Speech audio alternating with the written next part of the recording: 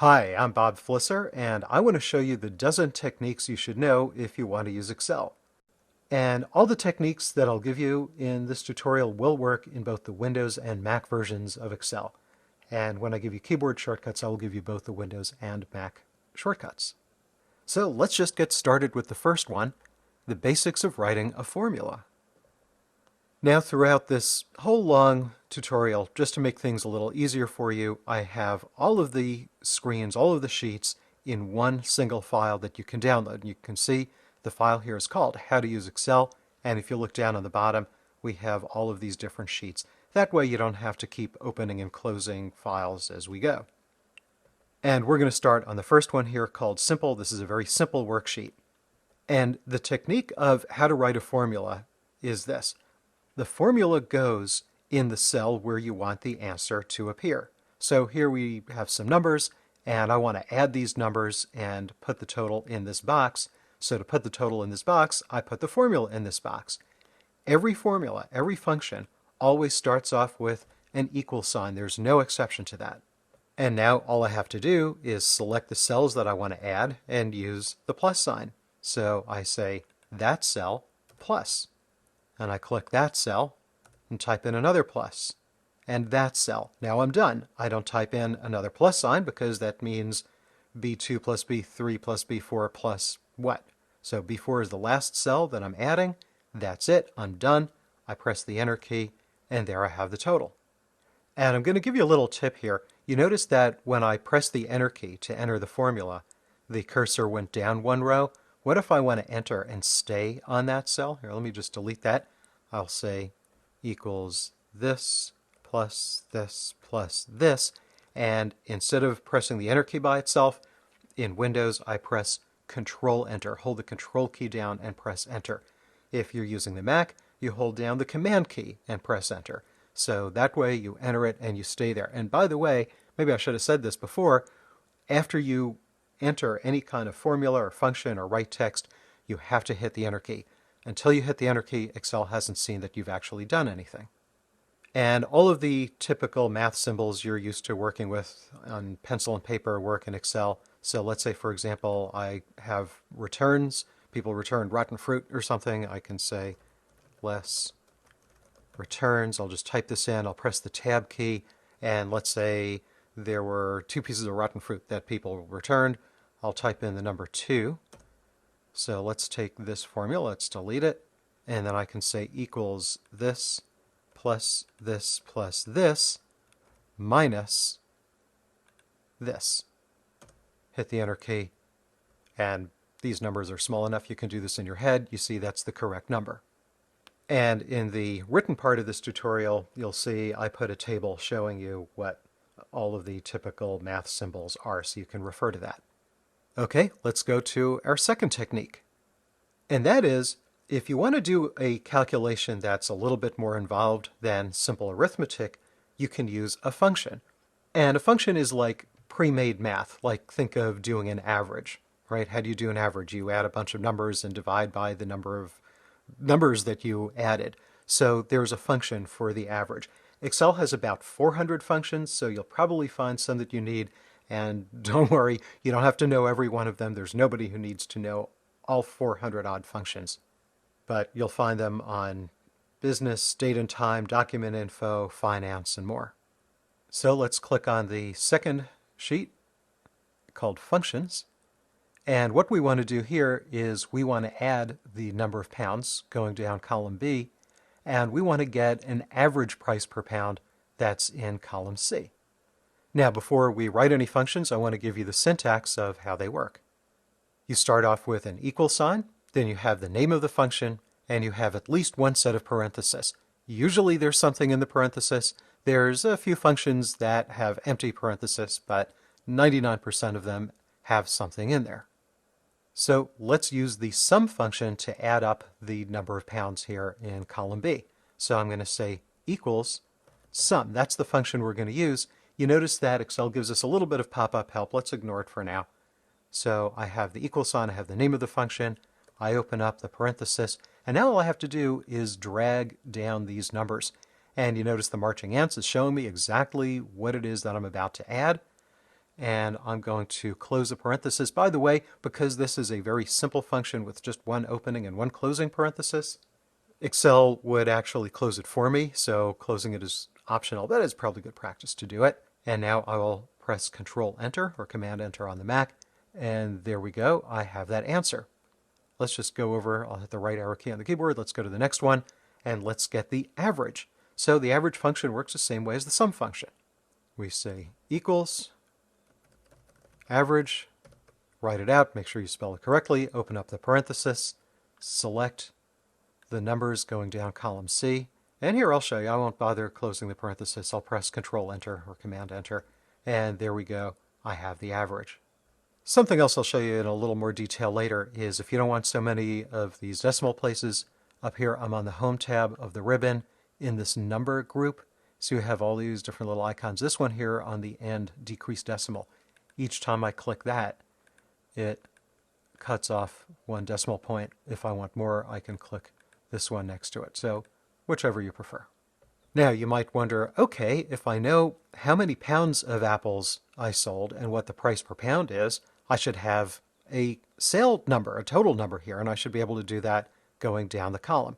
So yes, we're going to do that, and that's where the third technique comes in. And that technique is called autofill, and autofill is like a fast interactive method of copying and pasting. So for that, let's click the third tab here, and this tab is autofill, and this is what we had before. Actually, let's put in the price per pound, a little bit of practice, equals average, and select all of this. Okay, and if you want to decrease that. So let's go over here into D2, and we're going to multiply number of pounds times price per pound. So you'll say equals that times, you want to use the asterisk to multiply, times that, and again I'll press Control Enter or Command Enter. Now that's great, but I don't want to do this manually for every single product going down the line.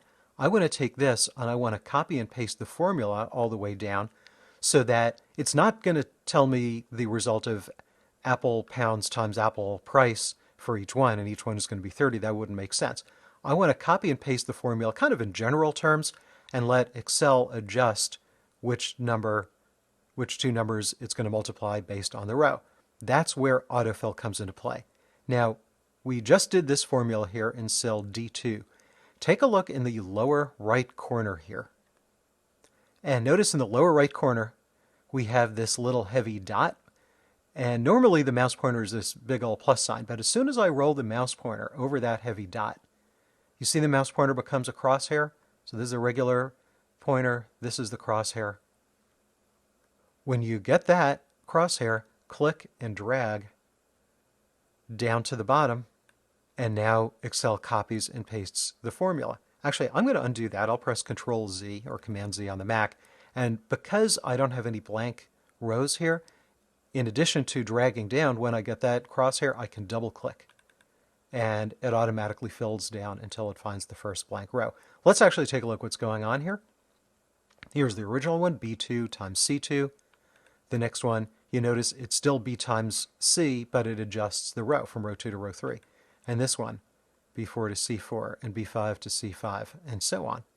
Also, one of my favorite Excel shortcuts, if you want to see all of the formulas all at the same time, instead of having to click each individual one and look up there, is if you look on your keyboard, to the left of the number 1 and above the tab key is a key with a little accent mark on it. If you press Control accent mark, that shows you all of the formulas all at once. Okay, let's look at our next technique. And that is you can arrange your data by filtering and sorting. In the worksheet, let's click on the next tab, Filter and Sort. So here we have a typical list of names and addresses and phone numbers and all that. Let's say I want to sort by last name. What I do is I click anywhere inside the last name column. Here I'm on the Home tab, and over here on the right in the editing group, you see it says Sort and Filter. Click that and I can sort A to Z, or I can click in there and sort Z to A. Maybe I want to sort by state. I can click in State, and the same thing. So Alaska is on top, all the way down to Wyoming is on bottom. Or I can sort by zip code, the same thing. Notice it's smart enough to recognize these are numbers, smallest to largest, or largest to smallest. We can also filter. Going down through here, let's say, and you see all these different states, maybe I want to show only California. Let's start with that. So I'll click somewhere in the state. By the way, notice that for all the sorting and filtering, I am not selecting a column. If I select a column and I sort, I'm going to sort that column independently of all the other columns, and that'll ruin the data. So staying in here, we're going over here to where it says sort and filter. Click this filter button, and notice we get these little drop down arrows on each column. So I'll click this one for state. Notice all of the states are selected, and where it says select all, I'll click that to clear the checkbox. Select California, click OK, and now I have only California. What if I want California and maybe just one other state? Again, I'll click that filter button, and maybe I also want to see, I don't know, let's scroll down here. Maybe I also want to see Idaho. So I'll click there, click OK, and I see California and Idaho only. So as much as I want, let's try maybe Delaware. So as much as I want, I can add, there's Delaware in addition to Idaho, I can add or subtract states from this filter list. Notice that because it's filtered, the little button symbol changes. Let me click that again. If I want to unfilter it, if I want to see all of the states, there's two things I can do. One is where it says select all, I can click that, or I could click where it says clear filter. And by the way, you can sort a filtered list. So let's go back in here, and maybe I'll just choose Alaska because it's right up there at the top. And now that Alaska is the only state that's showing it's filtered out, I can now go into the last name column, and now I can sort A to Z. So that way I can sort in addition to filtering. If you decide, okay, you're done, you want to get rid of all of these little symbols, you want to get your file back to showing you everything, again, go back to sort and filter, and then you can clear. And if you still have the symbols up, you could go back to filter and clear that as well. So let's go on to the fifth technique. Technique number 5 is that you can use Excel to remove duplicate rows, remove duplicate data. In our workbook, let's go to the next worksheet, remove duplicates. Now, when you have a long list of names and addresses, it's very hard to see what's duplicated and what's not. But I set this up, so I want to show you exactly what you're going to see. Let's scroll down here into the 20s, and you notice that we have 3 rows. I'll just select them here. We have Samantha Carter is listed 3 times, and you can see the same address and all of that. So you know that this is the same exact person, for whatever reason, is listed 3 times. Now, if we scroll down a little bit more, you'll see we have these 2 records. Sharon Valeri is listed twice, but notice different addresses and different everything. So this just happens to be 2 different people of the same name, so you don't want to remove one of them because these really are not duplicates. Okay, so let's go up to the top here. So make sure you're selected somewhere in the table. Let's go to the Data tab of the ribbon. And over here you see we have the Data Tools group, and we've got this option for Remove Duplicates. Click that. And let me move this out of the way. Here's what this is all about. Stretch this out if you need to. Excel is telling you, okay, we'll remove duplicates, but define what is a duplicate. Is a duplicate if all of these fields are selected, or is it a duplicate if maybe only some of them are the same? So maybe if these fields are the same, but there's different ZEP phones and credit limits, Excel will still treat them as duplicates and it'll still remove them. I'm going to select all of these here. And of course you can choose select all or unselect all as you need. My data has headers. That's how Excel understands first name and last name and all that because it's coming from row 2. Click OK.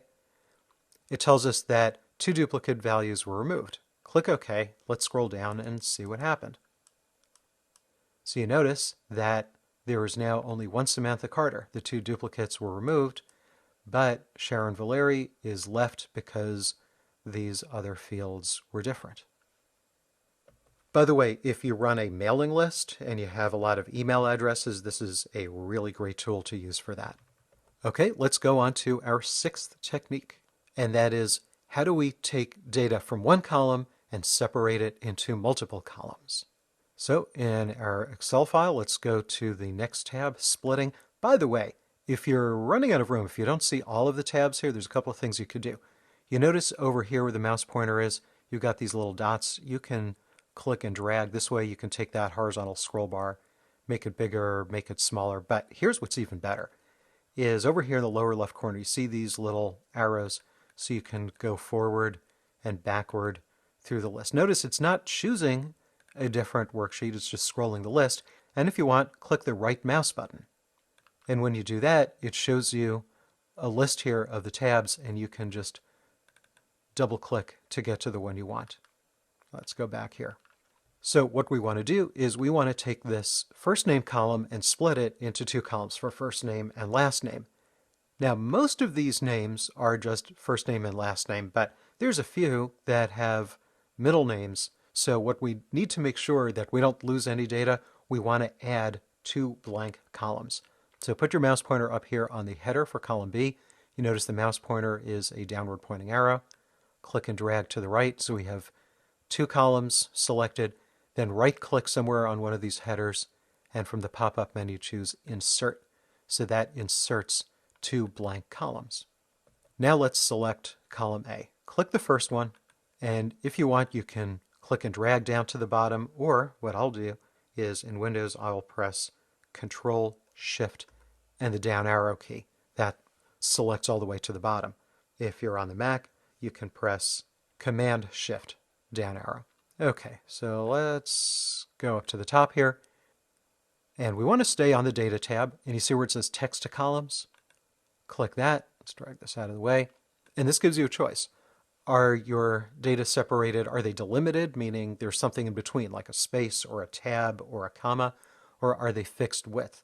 That's kind of rare. That's if every column of data has the same exact number of characters. So we're going to choose delimited, click Next. Now, we're not separated with tabs. That's why this isn't showing you very much. I'm going to deselect tab. I'll click space.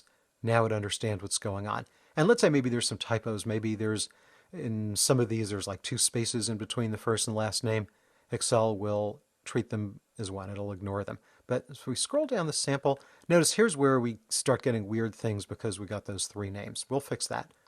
Click Next. Nothing really much to do here. Click Finish. So now it's, most of them, it's split, first name and last name, but a few of these we have to fix manually. So you might have to come in here, fix that. Now, where's the next one? Well, you can scroll down, or if it's a long list, you can press Control down arrow, or on the Mac, you can press Command down arrow. And then, again, you can find them. I think there's only about 3 of them in here.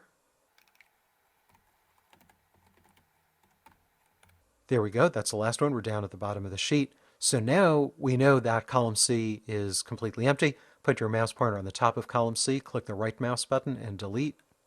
And now we can maybe change this. Double click on the cell and edit it. And we'll call this first name. Hit the tab key. We'll call this last name.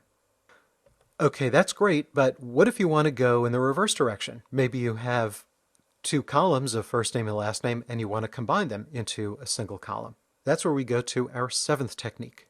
How do we use Excel to join multiple columns into a single column? So let's go to the 7th tab here for joining, and this is basically the same thing that we just saw. So here's what you want to do. Let's insert a new column. Put your mouse pointer on the header for column C. You notice the mouse pointer is this downward pointing arrow. Click the right mouse button, insert, and let's go up here and let's call this full name. And we're going to use a simple formula. Now, I showed you earlier that when you add, you use the plus sign, but if you simply want to attach what they call concatenate one to the other, and we're dealing with text, not numbers anyway, you use an ampersand. Also, we're going to do this a little incorrectly first. You'll see what the problem is, and then we'll go in and we'll fix it. So I'm going to say equals this first name, type in an ampersand, that's on the number 7 on your keyboard, shift and number 7, first name and the last name, but when I enter it, see the first and last names are squished. We need an empty space there. So let's delete that. And we're going to have one minor little difference. So again, let's say equals that first name ampersand, and now open up a double quotation mark, type a space, close the double quotation mark. That tells Excel, hey, literally insert a space. You have to have these in between double quotation marks, because if you just type space on with a space bar without them, Excel just isn't going to recognize you want a space. And now another ampersand, and now the last name. So we're telling Excel, take cell A3 and add an empty space and add B3. I'll press Control Enter. There it is. Put the mouse pointer on the autofill dot. I'll double click.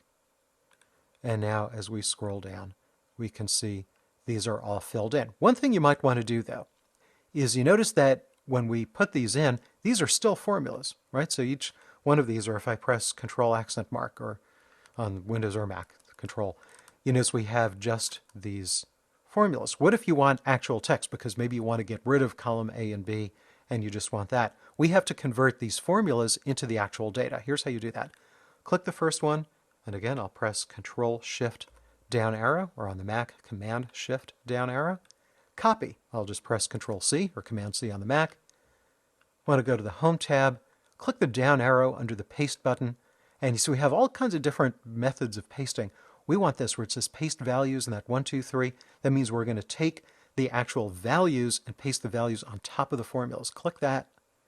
I'll just hit the Escape key, get rid of the marching ants, and now you notice that there are no more formulas. So these are actual data, which means if you want, you can delete column A and B, and you'll still have the results. So let's go on to our 8th technique, and that is quick formatting of numbers and worksheets. So we'll go on to the Formatting tab, and I generally look at Excel as having number formatting is kind of different from like color and font formatting. First thing is, let's zoom out here if we need so we can see everything. So let's do this. I want to take this first row and I want to make this dollar signs, but not the percent. We're going to deal that later. And then down below we have that total.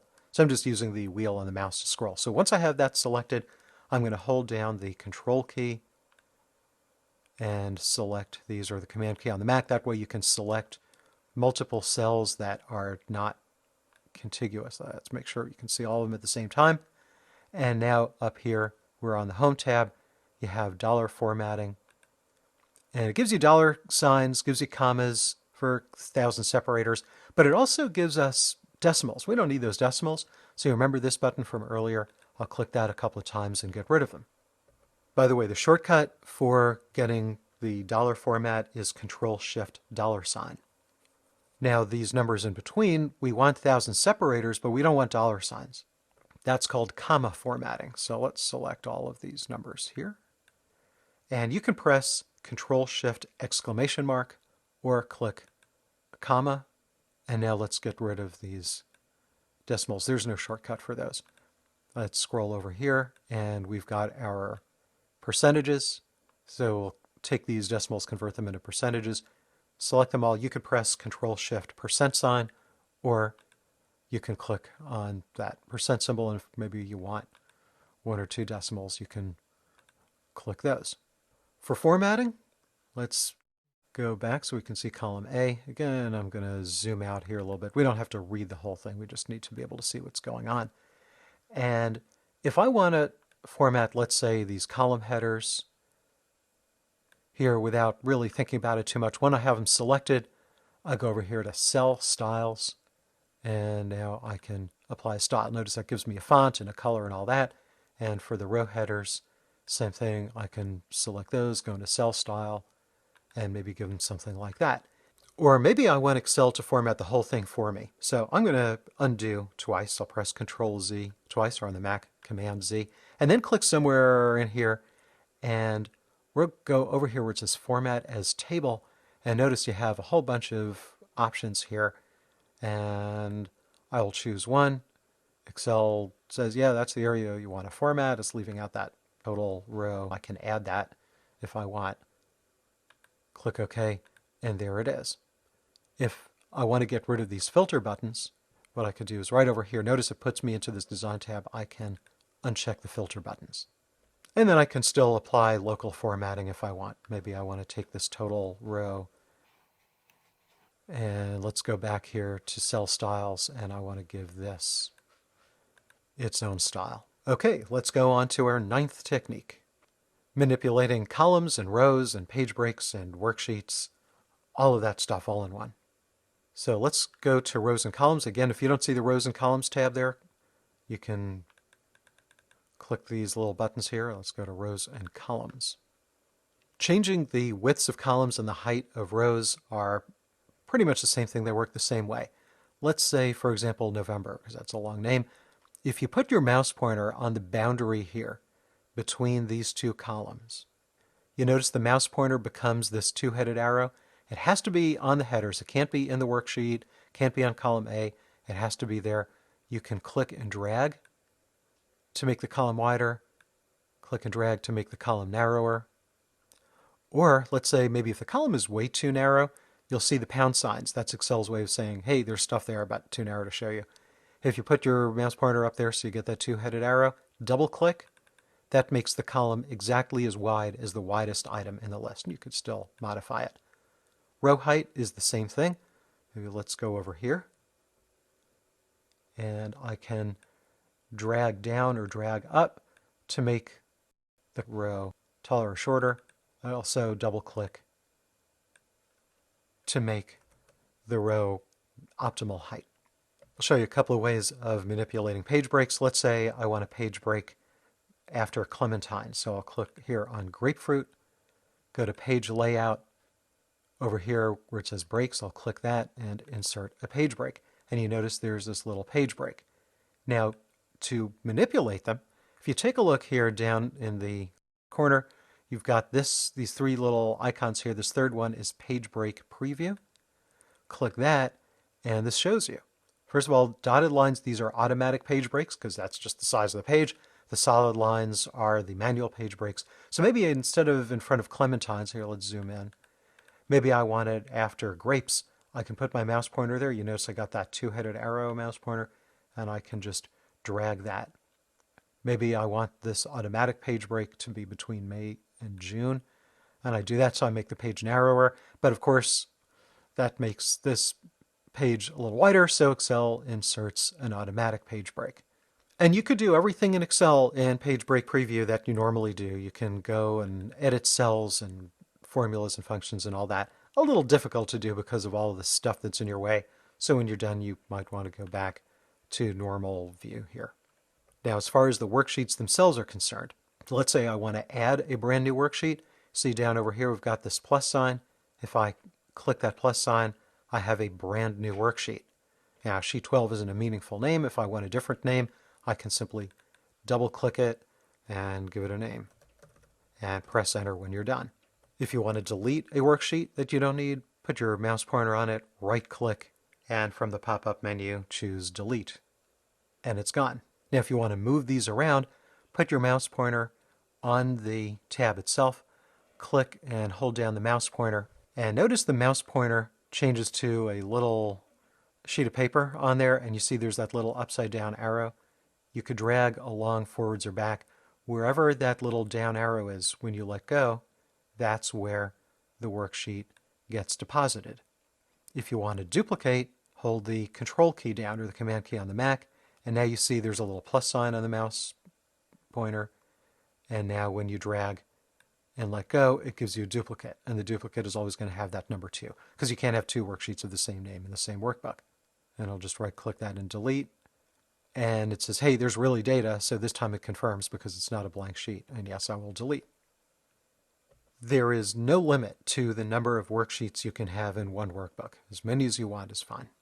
So let's go on to the 10th technique, and that is keeping column headers visible. And this is both on the worksheet when you're editing it and also when you do a printout. So let's go on to the 10th sheet, which is headers. And I'll zoom out here a little bit. And we're not going to edit anything on this sheet, but take a look. As we scroll down, and here we have our column headers across row 2. As you scroll down, you lose them. And kind of, this is simple and it's obvious, that you have first name and last name and all that, but maybe you have a lot of columns that are similar, maybe columns with all kinds of numbers in there and you can't tell which is which. Let's scroll up to the top. Here's what you want to do. I'll click just below, on the first row, below the column headers. And let's go over here to the View tab on the ribbon, and you see where it says Freeze Panes. Click the down arrow, choose Freeze Panes. You may notice this little thin line underneath that column, underneath that row 2. Now scroll down. You can scroll down as far as you want. You can see how far we've gone down there on the headers, and that's always in view. If you want to unfreeze it, go back to Freeze Panes and choose Unfreeze Panes, and now you're back to normal. But that's only for editing. That has nothing to do with when you're printing out. Let's see how this will look when printed before we do anything else. Now you could press Control P or Command P on the Mac for the print screen, or you could go to the File tab and then over here to Print. Here's Print Preview, and you can see we got 22 pages. And as you go through here, look at that. You can't tell what column is what. So just hit the Escape key or click that left arrow. And what we want to do is tell Excel that these first 2 rows should be printed on every sheet. So go to Page Layout, and you see over here where it says Print Titles is in the Page Setup area. Click Print Titles, and you see where it says Rows to Repeat at top. Click in there. Let's select these first 2 rows. Notice you've got row 1 and 2 in there. Click OK. This has nothing to do with editing because I can still scroll these out of view. I'd still need to freeze panes if necessary. But when we go into that print screen here, notice there's our headers. And as we go forward on our pages, we still see all of those headers. So let's go on to the 11th technique. And that is using the if function to make the value of a cell depend on something else that's happening somewhere. And let me start off by giving you the syntax of the if function. You say equals if, and then in the parenthesis there are 3 arguments. And whenever you have multiple arguments in a function, you separate them with commas. So the first argument is the condition you're testing for. And it's kind of like a statement. You're saying, okay, here's something. Is B10 equal to 100? And if B10 is equal to 100, well, it's true or it's false. So if the condition you're testing for is true, the value that the if function gives you is going to be whatever you put in the second argument. If that condition turns out to be false, then the if function will give you whatever it is you put in as the third argument. So let's go into the 11th sheet here, which is the if worksheet. So here we have some sales information, and we have people from all different states who are placing orders. And some of the states are New Jersey, and some of them are not. And you see over here in column H, we have a tax column. So what we want to do is we want to say that anytime an order is placed from New Jersey, we have to charge 7% sales tax. If the order is coming from anywhere else other than New Jersey, there is no sales tax.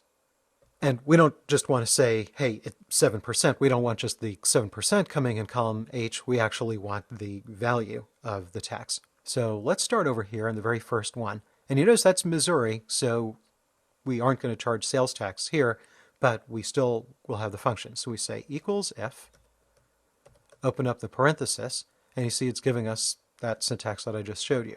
So we're going to say equals if that equals NJ. Now, because it's text, we have to put it in double quotes. So I'll open up a double quote, type NJ. It's not case sensitive, but you do have to have the quotation marks. So that's a condition we're testing. We're saying, hey, C3 equals NJ, true or false. So we put in a comma, and if it's true, we need to specify 7% times the sale. So we're going to say the sale times, right, we use the asterisk, times 0.07. Or if you want to say 7%, whatever you like, comma. Now, if it's false that this particular cell, that cell C3 is NJ, we don't want anything in there. Now, I don't want to put in a 0 because then we're going to have a whole lot of zeros going down the column. It's going to look messy. So I just want literally nothing in there. I want an empty cell. So I'm going to open up a double quote and immediately close a double quote. Don't type in a space because then you're going to have a bunch of spaces in there and that can cause trouble. So we just want empty. And then just close the parenthesis. That's it. I'll press Control Enter, put the mouse pointer on the autofill dot and double click. And look at that. Most of these are blank, but here we can see there's sales tax because that's NJ. Here there's sales tax because that's NJ. And you notice all the way down, most of these are blank because they're not NJ, but anywhere there is NJ in that column C, you have a value there. So let's go on to our 12th and final technique, which kind of dovetails on this.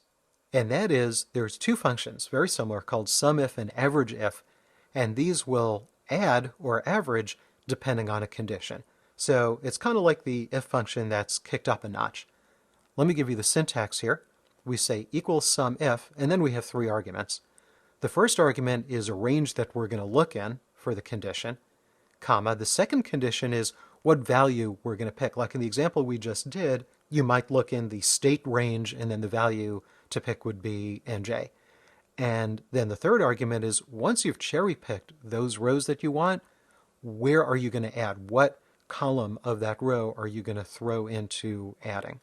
So SUMIF, that's the SUMIF function. The AVERAGEIF function, the syntax is the same exact thing, except it's equals AVERAGEIF instead of equals SUMIF. So let's go to the 12th and last sheet, which is SUMIF. And you notice we got two boxes here where we're going to put in our functions. So like we saw previously, we have all these orders coming from all these different states. We want to add all of the orders that are in California. So let's say here we have a row that's in California. We want to take that and we want to add that to any of the other rows that come from California. But we want to ignore Ohio and Florida and all the others. And then over here, we want to take an average of Kona. So we have all these coffee varieties, but we just want an average of Kona, and we want to ignore Columbia and Blue Mountain and all that. So let's go in here into G203. And we'll start off, we'll say equals SUMIF, open the parenthesis. So the range that we're looking for, because remember we want to start by identifying the state, is this column that has all the states. So let's scroll to the top, click the first one, scroll down and hold the shift key down and click the last one.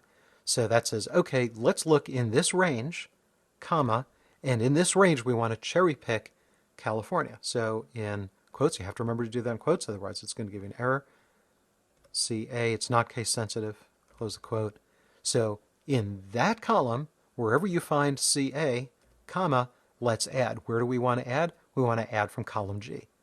Let's go up to the top here. Click the first one, scroll down to the bottom and shift click that last one, and that's it. Close the parenthesis. So SUMIF, we're going to look in column C.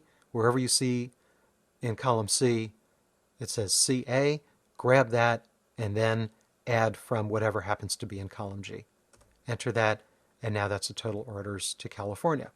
So now let's use the AVERAGEIF function to find the average order of Kona. So syntax is the same thing as I said. We say equals AVERAGEIF, open up the parenthesis. Now this time the range instead of column C is going to be column D. So let's scroll up to the top, choose the first coffee there, scroll down to the bottom, click the last one. So that's the range we're going to look in to start, comma, wherever we find Kona. So we open up the quotation marks, type Kona. Again, it's not case sensitive, but you have to spell it right. Close the quotation mark, comma. So wherever you find Kona in column D, we want to add, or I'm sorry, we want to average what? We want to average what's in column G. So again, start with the first one, scroll down, shift click the last one, close the parenthesis, I'll control enter or command enter on the Mac, and there we go. So we know that the average order of Kona coffee is about $83.40. So if you want to play around with this on your own and get some practice, maybe find the total orders of Florida, or the average order to Ohio, or the total orders of Blue Mountain, and so on. And then I think you'll get the hang of it. So I hope you found these dozen techniques helpful. I think they'll really kick up your Excel prowess. And once again, my name is Bob Flisser. Happy excelling, and I will see you next time.